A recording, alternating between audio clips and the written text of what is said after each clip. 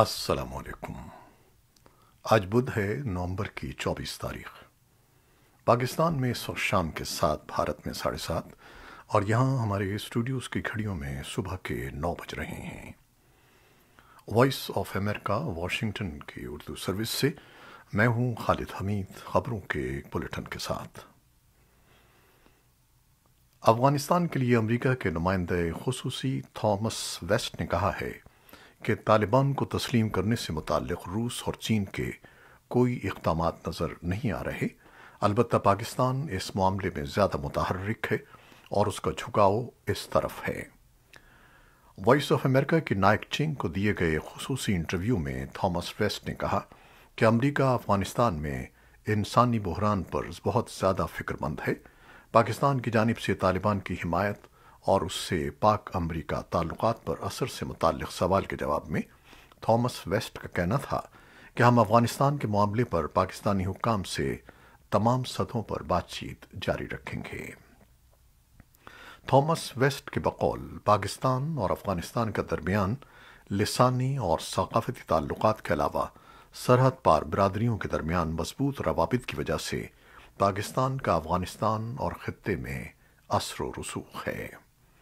تجزیہ کاروں کا کہنا ہے کہ پاکستان اور امریکہ کے تعلقات نہایت اہمیت کے حامل ہیں اور دونوں ممالک کو احساس ہے کہ یہ تعلقات مکمل طور پر ختم نہیں ہو سکتے، کیونکہ ان کا تعلق استوار رکھنا اسلام آباد اور واشنگٹن کے لیے ضروری ہے، کیونکہ خطے میں دہشت گردی اور افغانستان کے استحکام سمیت کئی چیلنجز درپیش ہیں۔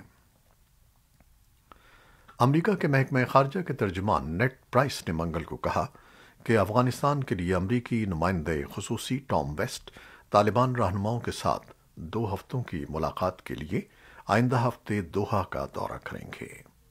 پرائس نے کہا کہ بات چیت کے موضوعات میں انسداد دہشت گردی، امریکی شہریوں اور ان افغان افراد کے لیے محفوظ راہداری جن کے ساتھ ہمارا وعدہ ہے، اور فلاحی اور اقتصادی امداد اور ملک کی صورتحال شامل ہیں۔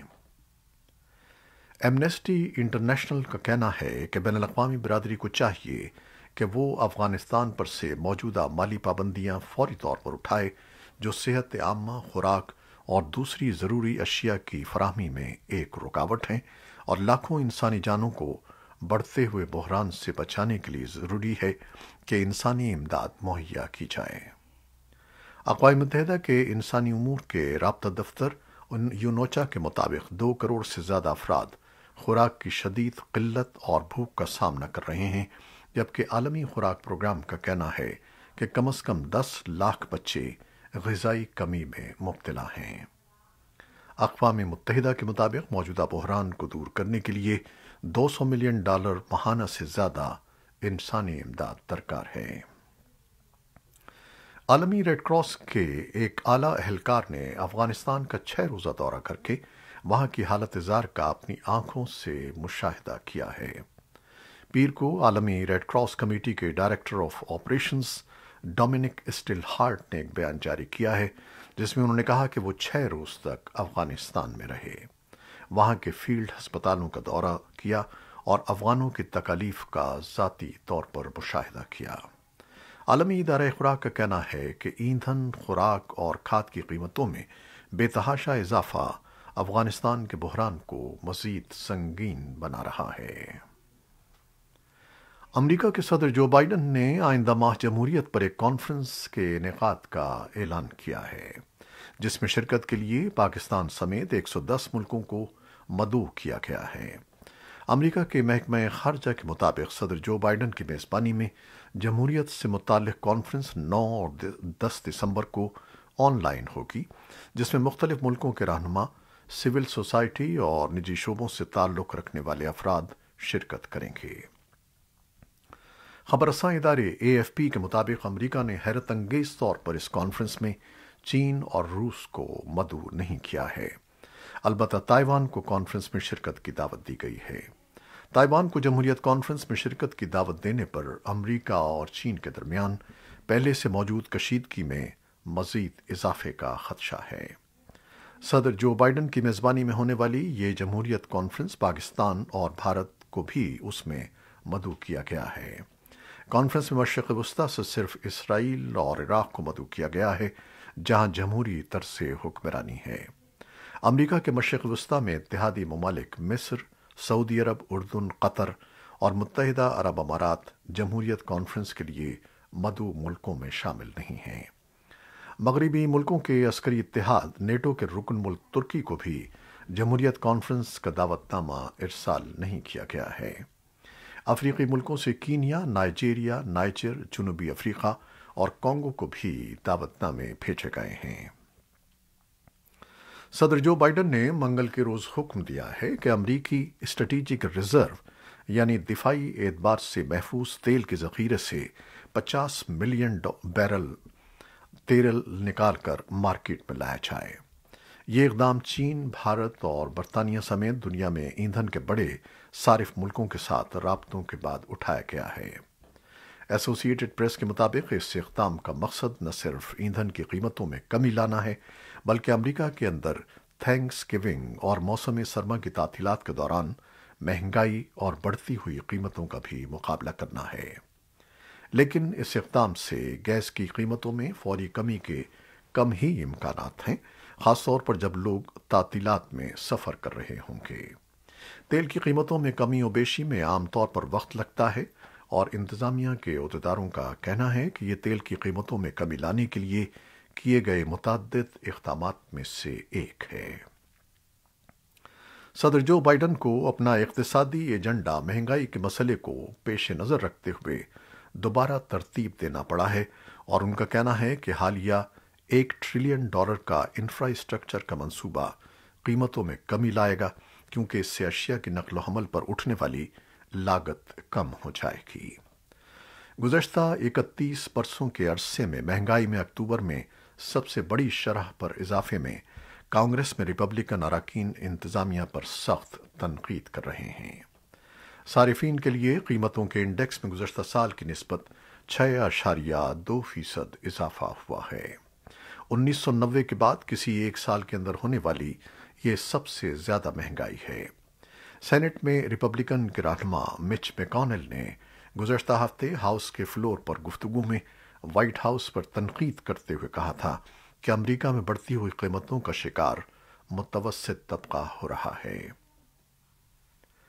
کراچی کی مصروف ترین شاہراہ فیصل پر سپریم کورٹ کی جانب سے غیر قانونی قرار دی گئی 15 منزلہ رہائشی عمارت نسلا ٹاور کو گرانے کا عمل شروع کر دیا گیا ہے۔ عمارت کو روایتی طریقے سے گرایا جائے گا جس کے لیے بھاری مشینری اور مزدوروں کو بھی طلب کر لیا گیا ہے۔ سپریم کورٹ میں آج جب کیس کی سماعت شروع ہوئی تو عدالت نے کئی ماہ گزر جانے کے بعد بھی عمارت منہدم نہ کرنے پر برہمی کا اظہار کیا اور کمشنر کراچی کو حکم دیا کہ عمارت توڑنے کے احکامات پر فوری عمل کیا جائے۔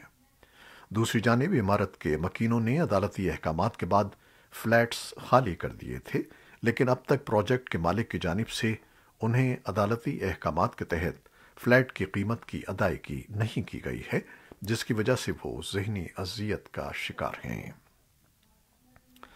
پاکستان مسلم لیگ نون کی نائب صدر مریم نواز نے ملکی اعلیٰ عدلیہ سے درخواست کی ہے کہ وہ سابق چیف جسٹس ثاقب نثار کا بوجھ نہ اٹھائیں اور ان پر عائد الزامات کے لیے انہیں عدالت میں طلب کریں۔ ان کا کہنا تھا کہ سابق director general ISI lieutenant general Faiz Hameed اور اسلام آباد ہائی کورٹ کے جج شوکت عزیز صدیقی کو بھی عدالت میں طلب کیا جائے اور ان سے حلفیہ بیانات لیے جائیں جس سے تمام معاملہ واضح ہو جائے گا۔ اس بارے میں سابق چیف جسٹس ثاقب نثار کا کہنا تھا کہ یہ لوگ فیک ویڈیو اور رانا شمیم کے بیان حلفی کا معاملہ ایکسپوز ہونے کے بعد بکھلا گئے ہیں، جبکہ حکومت کا کہنا ہے کہ مسلم لیگ نون کی طرف سے ایسی تمام پریس کانفرنسوں کا ایک ہی مقصد ہے کہ کسی طرح ان کے خلاف مقدمات ختم ہو جائیں۔ پاکستان کے national data base and registration authority NADRA کے چیئرمین طارق ملک کہتے ہیں کہ اوورسیز ووٹنگ کے نظام کے لیے تمام سیاسی جماعتوں کا اتفاق ضروری ہے۔ اسلام آباد میں وائس آف امریکہ کے علی فرقان کو خصوصی انٹرویو میں انہوں نے کہا کہ اوورسیز ووٹنگ کے لیے نادرا کو سسٹم تیار کرنے کا موقع ملا تو سیاسی جماعتوں کا اتفاق ضروری ہوگا۔ وہ کہتے ہیں کہ سمندر پار پاکستانیوں کے ووٹ کے لیے نادرا ای ووٹنگ کا سسٹم تیار کرے گا تاکہ ہم اس کا استعمال اور انتظام الیکشن کمیشن کے پاس ہوگا۔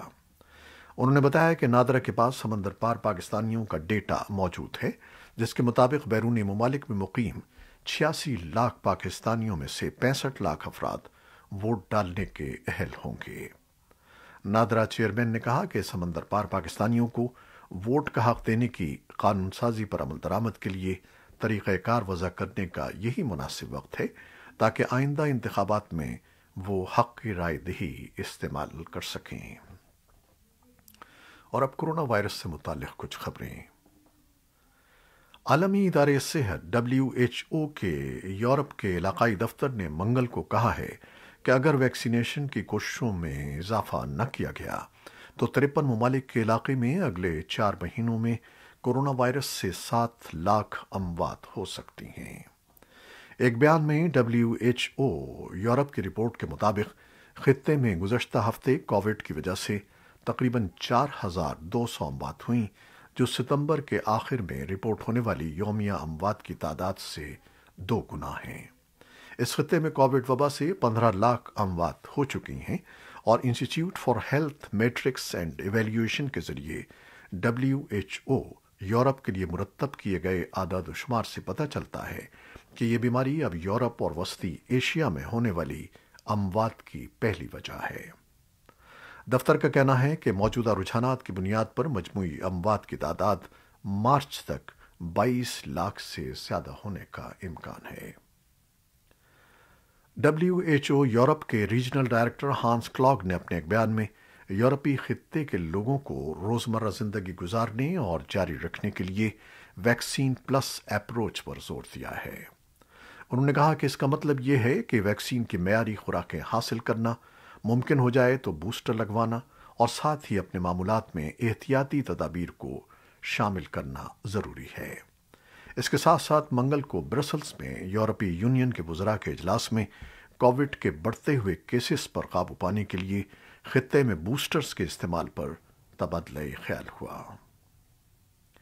امریکہ کے شہر شارلٹسویل میں ایک جیوری نے سن 2017 کے یونائٹ دی رائٹ ریلی کے دوران ہونے والے تشدد کے لیے سفید فام قوم پرست رہنماؤں کے خلاف لاکھوں ڈالر ہرجانے کا اعلان کیا ہے۔ تقریباً 1 ماہ تک جاری رہنے والے مقدمے کے بعد شارلٹسویل کی امریکی ڈسٹرکٹ کورٹ میں ایک جیوری منگل کو 2 کلیدی دعووں پر تعطل کا شکار ہو گئی، لیکن سفید فام قوم پرستوں کو 4 دیگر فردوں پر ذمہ دار قرار دیا گیا۔ جیوری نے 2 دن کے مظاہروں کے دوران جسمانی یا جذباتی سطح پر شکار ہونے والے 9 افراد کو $25 بلین سے کچھ زیادہ کا معاوضہ دینے کا اعلان کیا۔ موسیقی کی دنیا کے سب سے بڑے ایوارڈز گریمی 2022 کے لیے پاکستانی گلوکارہ اور موسیقار عروج آفتاب کو 2 کیٹیگریز میں نامزد کیا گیا ہے۔ بدھ کو 64ویں گریمی ایوارڈز کی نامزدگیوں کا اعلان کیا گیا۔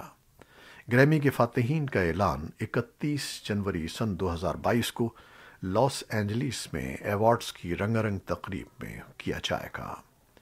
گریمی کی نامزدگیوں میں پاکستانیوں کے لیے خاص بات یہ ہے کہ معروف عالمی شخصیات کے ساتھ پاکستانی گلوکارہ عروج آفتاب کو 2 کیٹیگریز کے لیے چنا گیا ہے۔